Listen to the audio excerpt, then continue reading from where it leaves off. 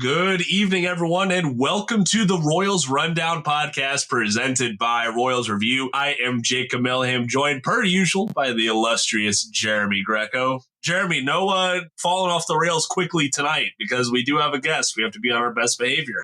I'm holding it in for now. We'll see how long I can do this. Fair enough. Well, we are very lucky to have MLB.com's Annie Rogers joining us on today's episode. Annie, thank you so much for spending some time with us. Yeah, thanks for having me. Happy to talk about a little bit of baseball. Hell yeah. Listen, it's pretty cold there in Kansas City, but we do have to remember those Arizona days are coming up very quickly. If you want to keep abreast of all of the moves the Royals are making, the moves they might make sure you go check out royalsreview.com. But another reference that we talk about a lot on here is Annie's Royals Beat newsletter. Jeremy, I feel like we're plugging that almost every single edition that comes out, right? With nothing happening right now, that's all there is to talk about is whatever Annie gives us. So or I can come up with, right? We're like, please save us. We don't have any content. Give us something. please, Annie. Well, hey, how's the offseason been for you? It's been good. It's been really quiet, which I'm never going to complain about. You know, I I got kind of a shorter offseason because of the playoffs. Yeah. So it actually did like make a difference, I feel like, especially in October. I know it was only like 2 weeks or whatever it was, but yeah, so I've just been relaxing and working when I need to. Obviously got the 2 newsletters a week and jumping on any news, staying abreast of everything going on over in the organization, but it's been pretty chill, which is really nice. You know, there's something to be said about hanging out on the couch on a Sunday and not moving for like several hours. So I'll take it because it's about to ramp back up pretty soon. Fair enough. Speaking of the postseason, that was your first postseason writing for the Royals, right?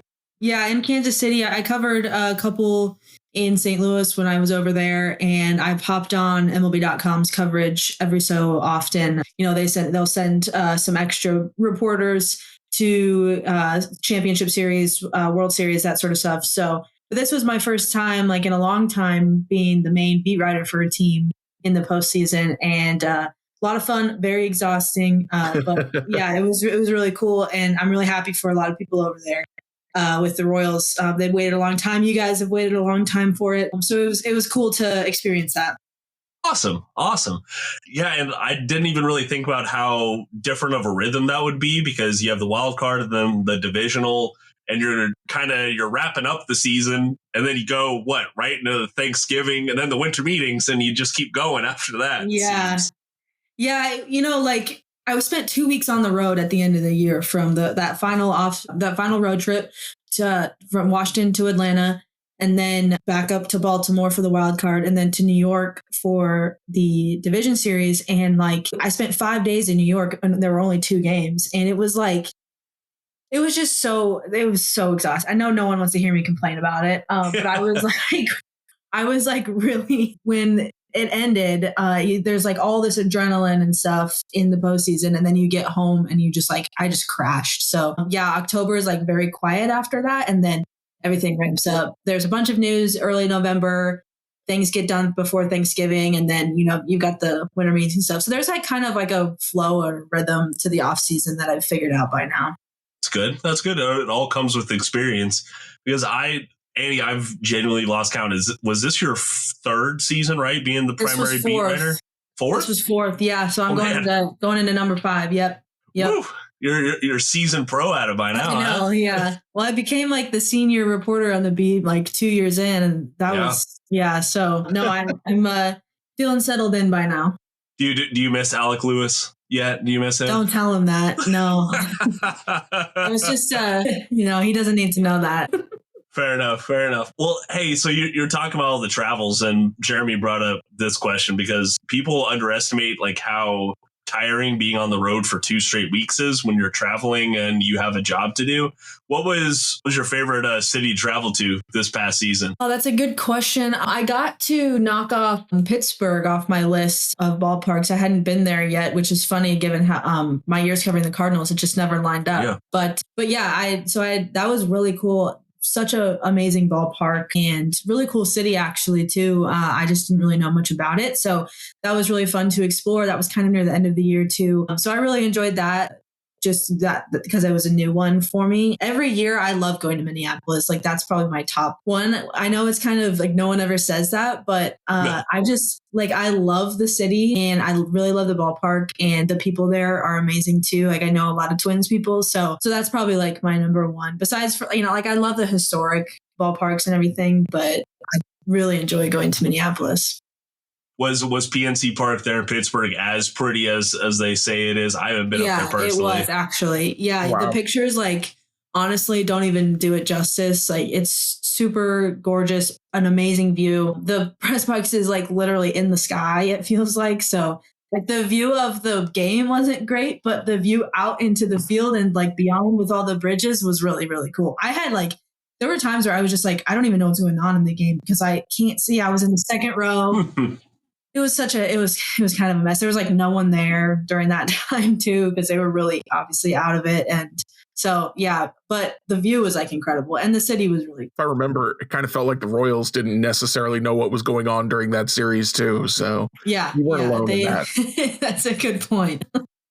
Well, Jeremy actually had a question about, we're talking about views from the press box. Jeremy, what was your question about the press box? We write our own versions of game stories over at Royals Review, every night. We take turns. We don't do it every night like you do. I was just curious, like what advantages, I mean, other than the obvious, you get to go in the clubhouse and talk to the players. Do you think you have being at the ballpark as opposed to if you were, I don't know if you covered the games at home during the 2020 pandemic but maybe you can compare and contrast there, but yeah. What's the difference for you other than the obvious? Yeah, like you said, the clubhouse is huge. We can't do our jobs correctly if we're not talking to the players and the manager afterwards. So that's number one. There was quite a difference. Like in 2020, I didn't go on the road at all that year. So it was on TV and it was like, it's vastly different. You don't catch the vibe of the stadium, of what's going on the field too. It's really hard to like read things, I feel like on TV, at least like because I'm so accustomed to seeing it live. And then there's like little things too, like, just getting info from the PR staff on injuries and things. And, we're the people that disseminate that information. Like if I don't know if the Royals Twitter sometimes tweets out those injuries, but like mostly it's the beat writers or the people on the broadcast who are disseminating that info. So that's probably like, there's quite a few advantages, I would say, especially getting that experience of covering games, not on the road in 2020 and a little bit of 21 as well. Like Zoom is like talking to players via Zoom versus in person. A lot different. So I'm always an advocate for being there, and you just get a lot more, I feel like, sitting in the press box, going downstairs afterwards. Okay. So speaking of being there, it did feel like the group of people who were there every single game grew as the season went along. We kind of got used to it in 2023. It was just you and Jalen Thompson of the Kansas City Star there for a while. Then we started seeing some more people going out to Royals games and covering the team a little bit more. Did that make your job harder at all, or did it make it more enjoyable? Yeah, it's different. It's different for sure. I'm obviously like I want more people to read about the Royals, care about the team. It's good for the team to have more exposure. I was like a little bit of a shell shock for it because I was like, what do you mean? Like we're tag teaming this interview? Like I'm usually one-on-one with these guys. But so there was a little bit of like, no, I'm just kidding. That's what we do. We have to share responsibilities. Sometimes it's all good. So it was fun to see more people kind of cover the team. I think the Royals, like the players, that was a lot of their first time, especially the younger guys, like having a bigger scrum, which is like all the reporters talking to one player after the game, calling out a scrum after the games. I thought was like their first time, like really experiencing more than like 5 people. There's always like a ton of people on opening day. And then like, there's certain times throughout the year that there's a lot of reporters, but then like you said, it really is 3 or 4 people, especially like on the road. It's literally me me and Jalen, and sometimes Joel pregame, and then postgame, it's me, Jalen, and the camera that follows us around. So we've got a good team. Like I like my small beat, but always happy to welcome other people in. Outstanding. Well, hey, as we're really starting to put the 2024 season in our rear view, at least really looking forward to 2025. We're less than a month out from pitchers and catchers reporting to Arizona. I mean, Annie, when are you going to go set up shop down in Arizona?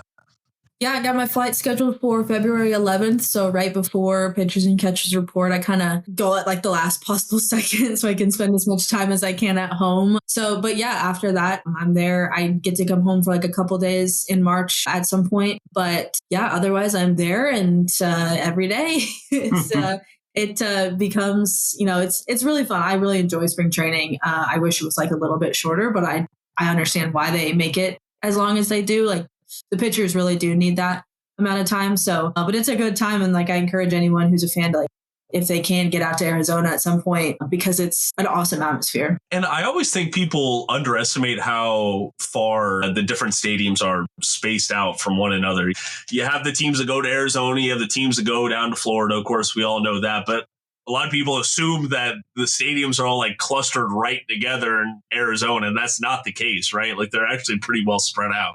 Yeah, they are. It's nothing like Florida, obviously, because they're all over the state. I love, as someone who's experienced both, I would take Arizona every day of the week. I love the Cactus League. I did really like Jupiter, which is where the Cardinals were when I was there. And like, I did love like that little town, but overall, like, Arizona is amazing. So, but yeah, like, between Surprise to Mesa, I think is the farthest one. That's like an hour 10 minutes. Change. Yeah, so it can be tough, and then like the traffic is terrible. It makes me crazy, as someone from the Midwest and doesn't deal with a lot of traffic. Like, it is, it's rough down there. So yeah, a lot of I use my time in the car to like call people, call my husband every day, listen to podcasts, like things like that. I'm like, well, there's nothing else I can do for an hour. So, but yeah, there's a lot of driving involved. Outstanding. I mean, unfortunately, you can't be calling. Your dog's name is Harry, right? Yes. Yeah. We FaceTime quite a bit, but it kind of depends on my husband there. So yeah, unfortunately, Harry can't hold a phone. Yeah, you do need someone to facilitate those calls. Yeah. I would imagine. So listen, as from a Royals fan's perspective, it does seem like the consensus is settling in that, hey, the roster is what it is right now, and this is going to be the primary folks that we see down in Arizona. Do you believe that's the case? Do you think Royals should expect that to be the case, or what are you thinking right now? Yeah, I think for the most part, they're done with their offseason. It wouldn't surprise me because I do know how much they're working behind the scenes on trying to get something done. But it wouldn't surprise me if there was another move. It also wouldn't surprise me if the roster that we're looking at right now is exactly what it is on day one of spring training. I think there always should have been an understanding that like it wasn't going to be a flurry of activity like it was last year. They had a ton to do last offseason. They had to get better really quickly. They got better, and now they're getting a lot of those players back. And you hope for one improvement. You hope that the moves that they've made on the margins help them also get better. But you're really hoping for internal improvement, especially from the offense.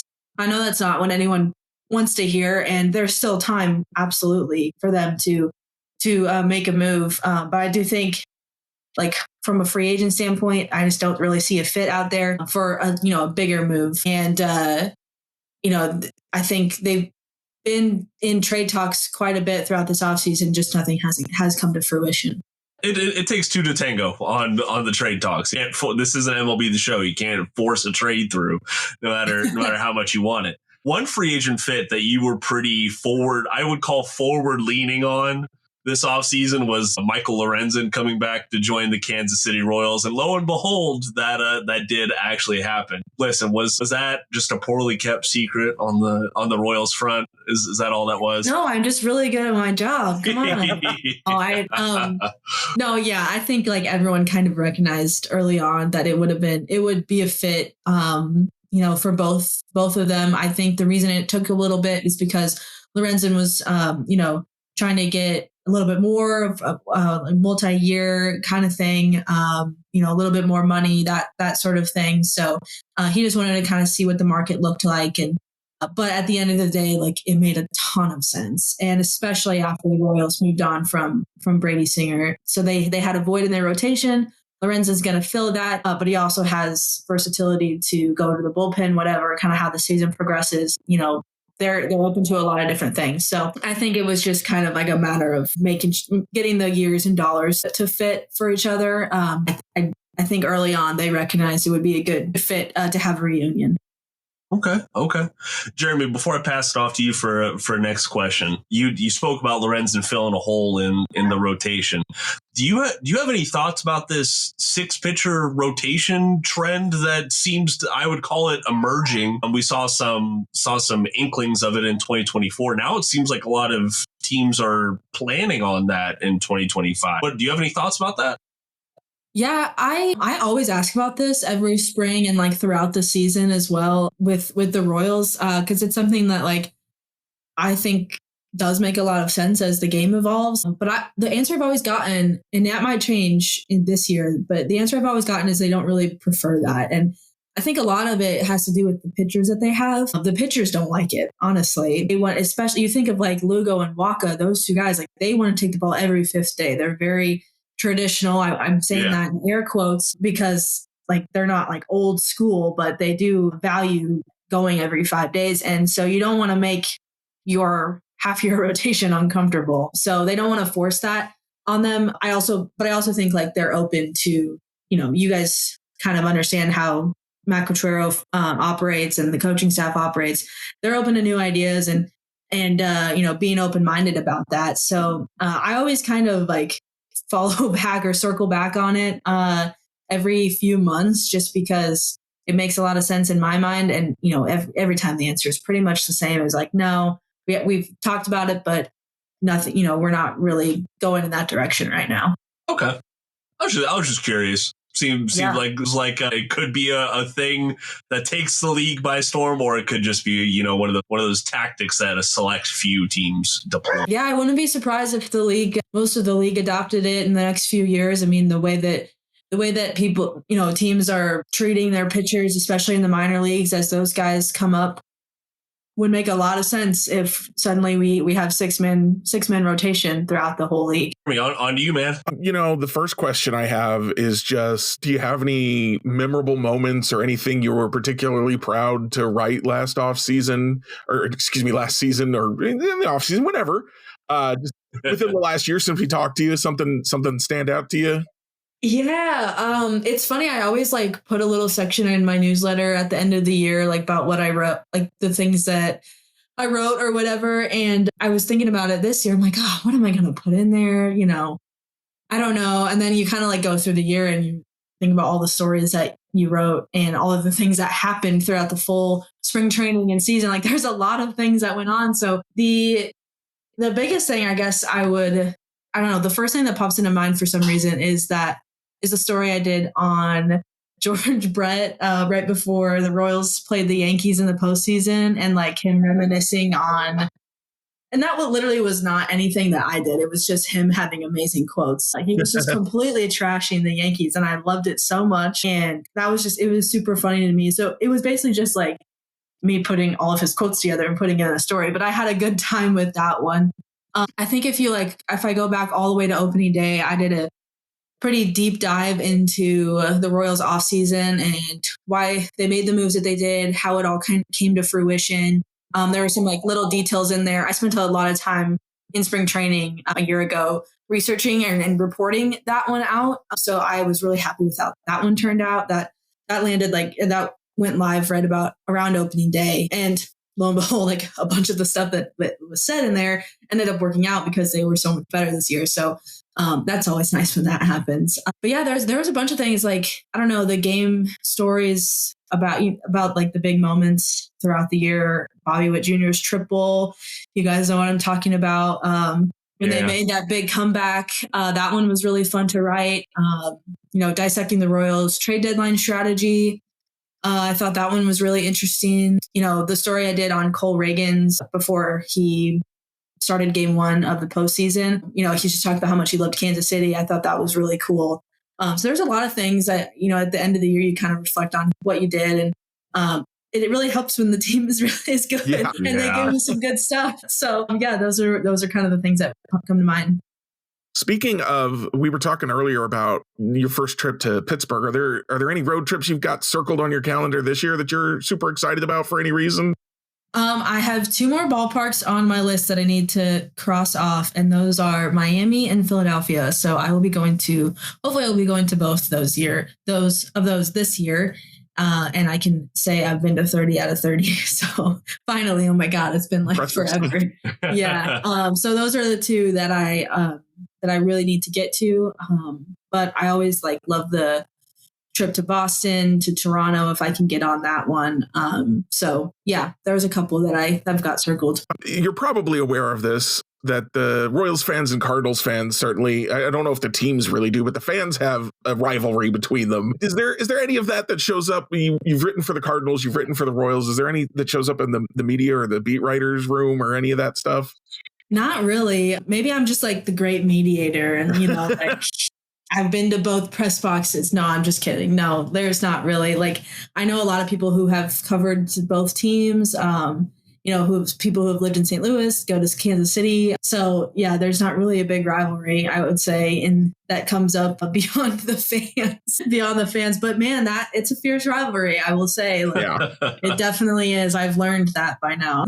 Well, no one likes that I covered the Cardinals. I'm I kind of don't really advertise that much. So I've been in Kansas City longer than I've been in St. Louis, guys. Just take that for what it's worth.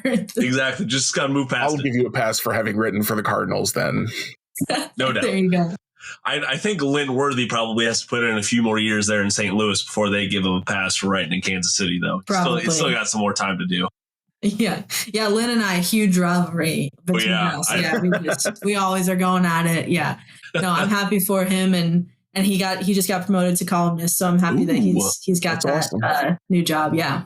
Outstanding. Do you do you have any favorite, other than the George Brett one? Do you have any favorite interview moments from last year that you could think of? That's a good question. I'm really lucky. The clubhouse is pretty good to me. They understand kind of what my job is and how what I need to do and the things that I need to get. Vinny Pasquantino is always a fun interview. You never really know what you're going to get with him.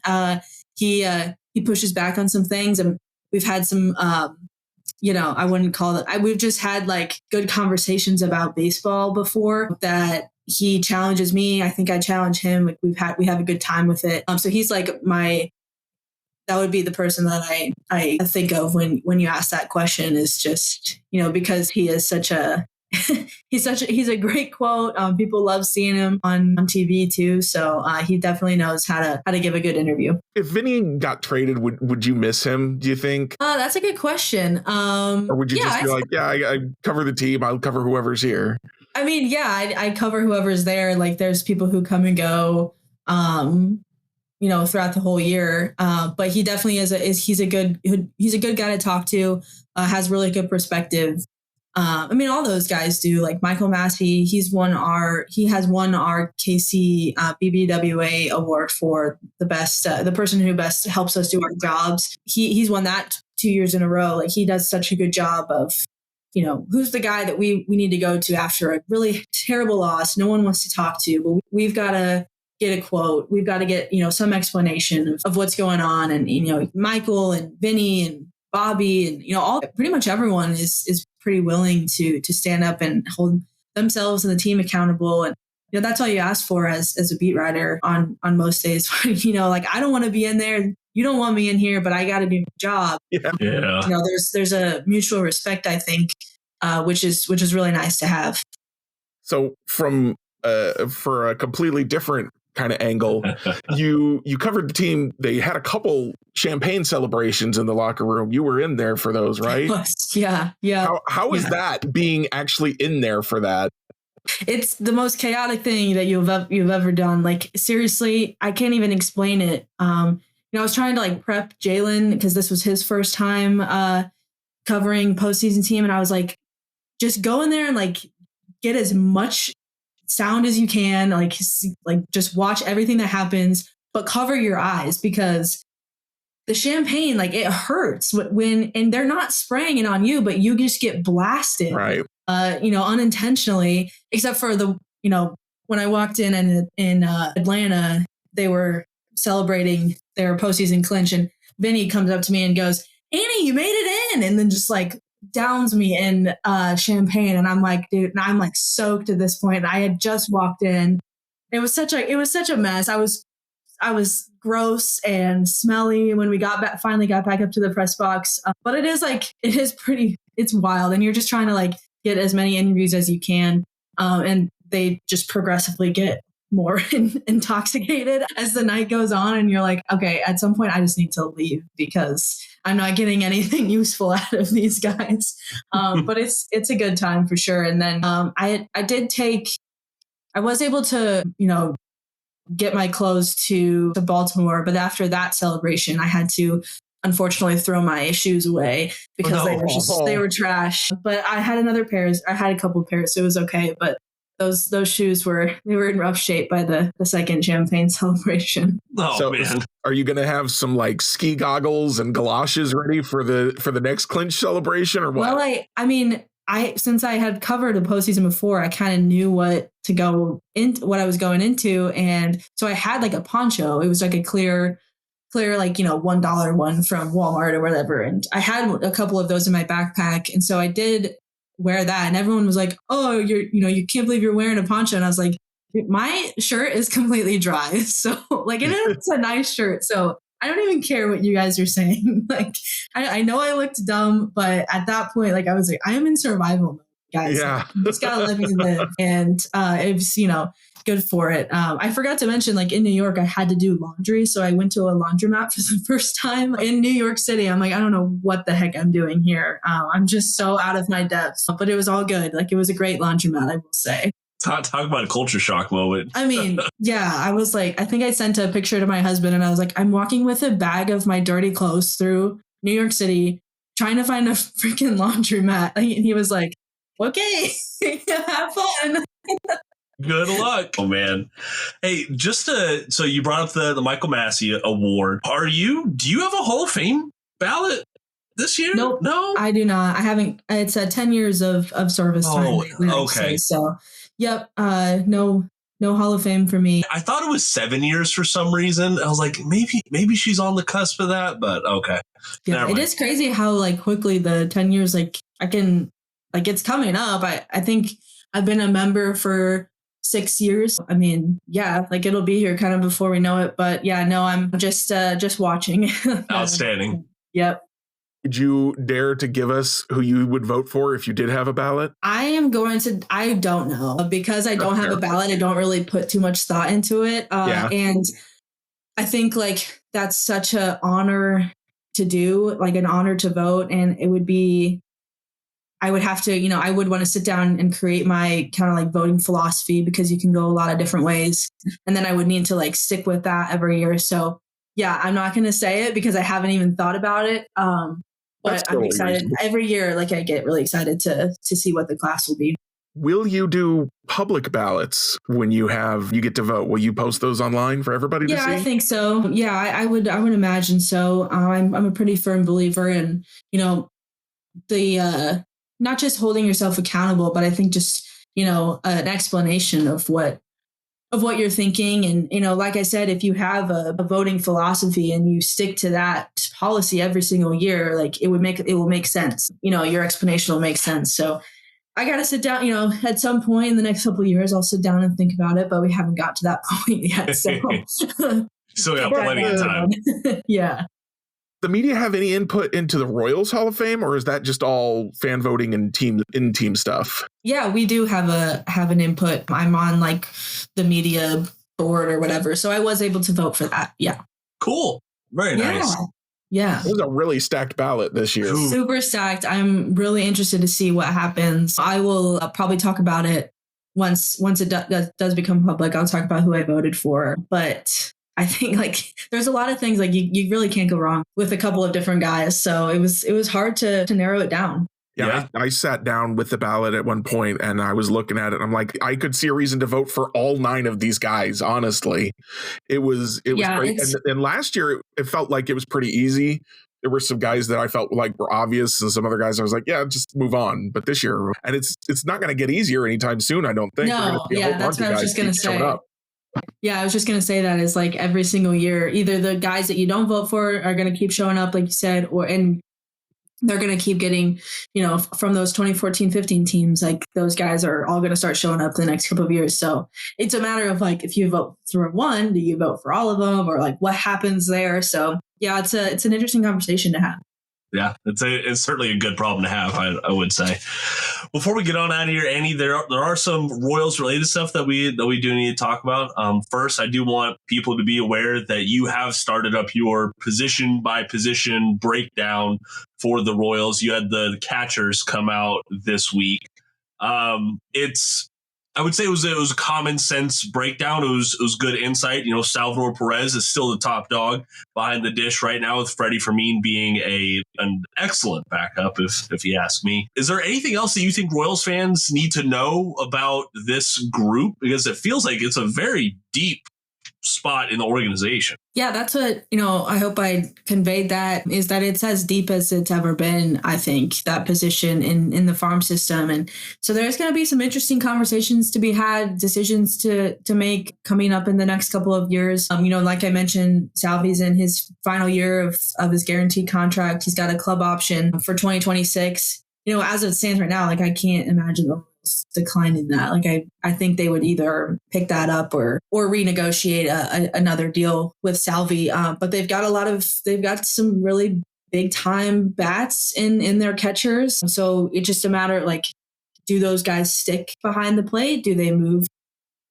positions? It's really interesting. I think this time next year, we're going to be talking about Carter Jensen a lot more for, he'll be knocking on the door. Blake Mitchell still has a little bit to go. And then you got those younger guys too.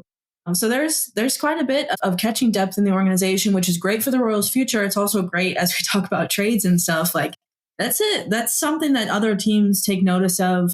They bring up, and the Royals just have to decide now. What, if any, if any, are they willing to part with if it works out that way? So it's a good problem to have, I think. Kind of related to that, who do you think makes it to the big leagues first, Blake Mitchell or Jack Caglione? Jack Caglione. And I think it's going to be really soon. This year? Yeah. I would not rule out the possibility of a September call. Like, literally, like I know that's like, I hate saying that too, because that puts so much on his shoulders. Like they have so much going on, but he could be really good. So I think like the Royals are clearly opening the door for him to rise as quickly as possible. They're inviting him to spring training. They're saying he's going to play first base. We'll see him only at first base in spring training. But if he like is hitting the crap out of the ball in AA and he needs to move up to AAA mid-season, he's going to start learning the outfield. He's already started to, take reps out there just in batting practice and stuff. So he's getting himself familiar. And then, at that point, it's a matter of, can they fit him on the field and where and when? So like I said, like, I don't think they're going to rush him in a sense. Like his bat will determine how quickly he rises up to Kansas City. But yeah, certainly don't think I'm not ruling out any sort of quick ascension there. And I don't think anybody with the Royals is. I saw that you wrote he's not going to pitch this year. No, they've put that to bed. He will pitch it professionally? I think if everything works out the way that he and the Royals want to, no, he'll never pitch professionally because he's that good of a hitter. But if he stalls, with his bat, he's got something to fall back on with his arm.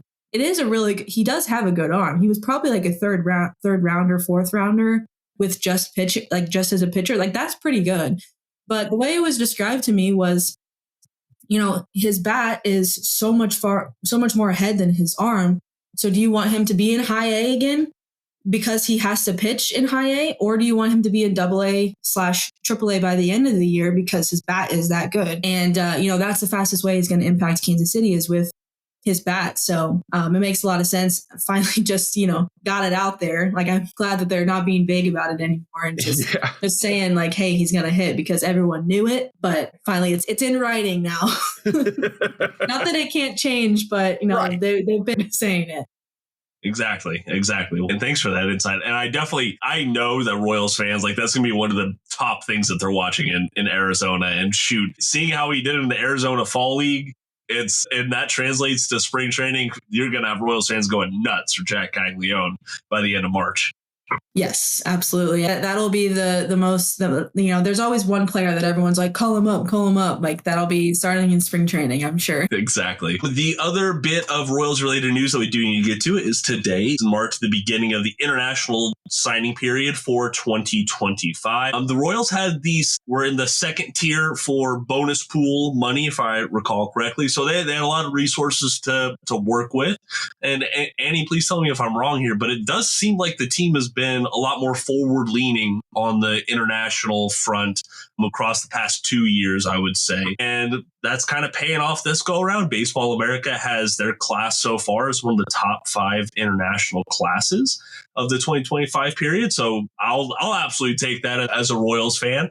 Do you have any other insights into the IFAs, Annie?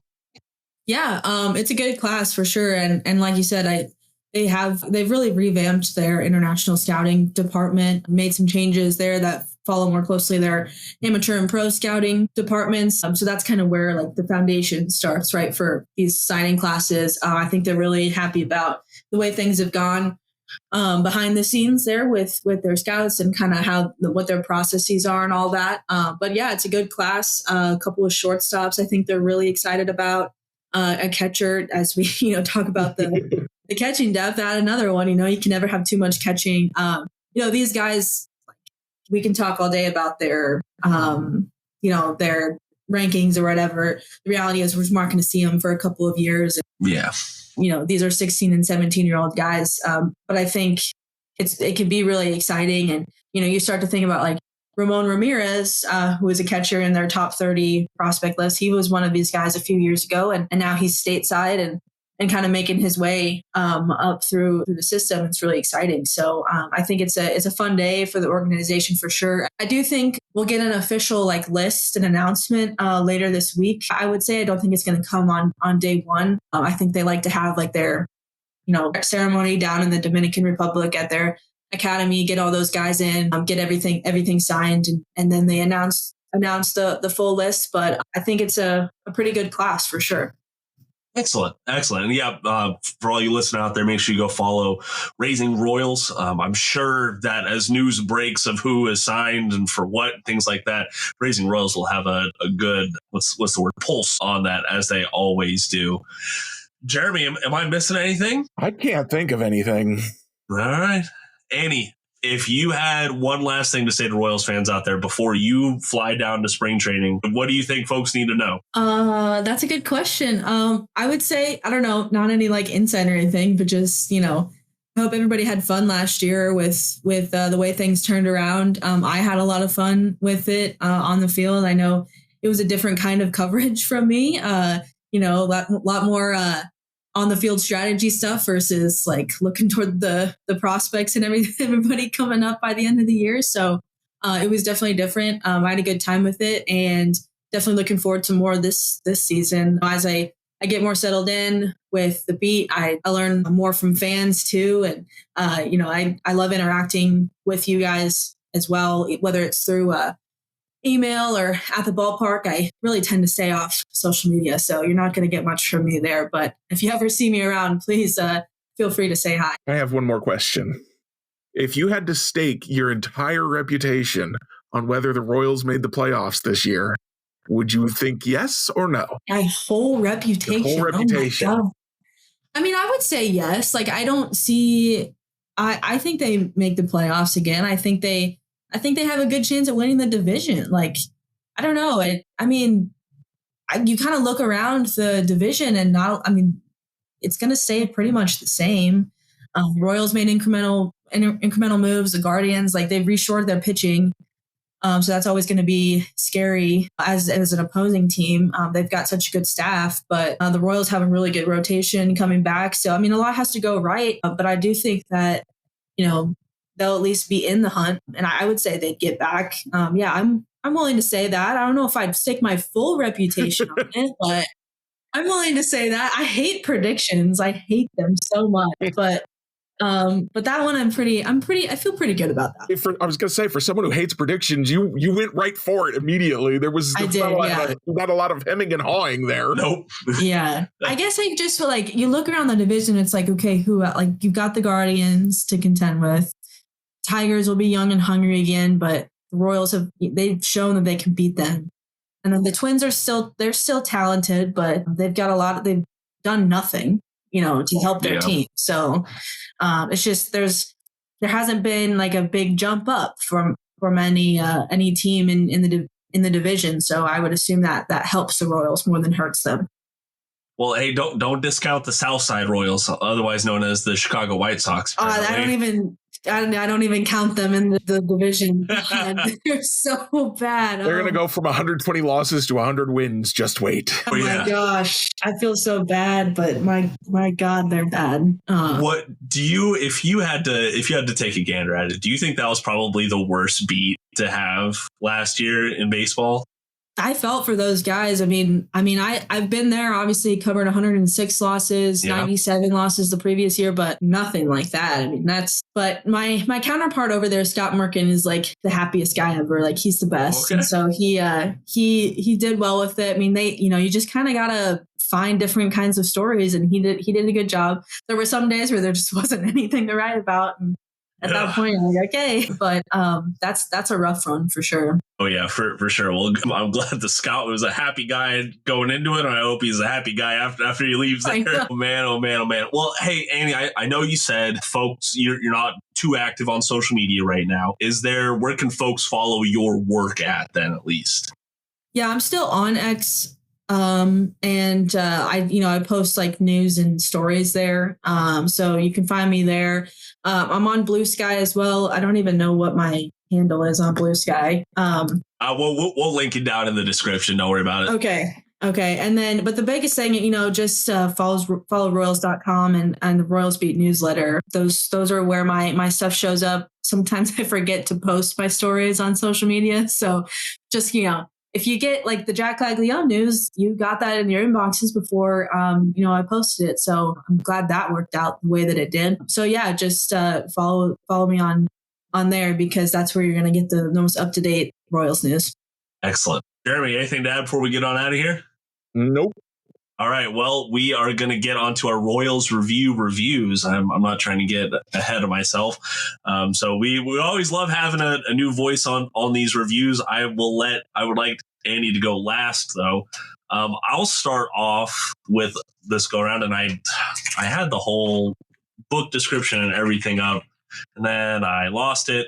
I just finished a book this past week called The Black Pill. It's from a reporter named Ellie Reeve, and she's talked a lot about the internet just coming into society as a whole, and just her experience with it. She's done a lot of writing for CNN recently, but she's bounced around with other outlets before that. I really enjoyed it. I know this is kind of at points a cringy read, but she was just telling the truth, and I really enjoyed her interviews, how this book broke down, and there was always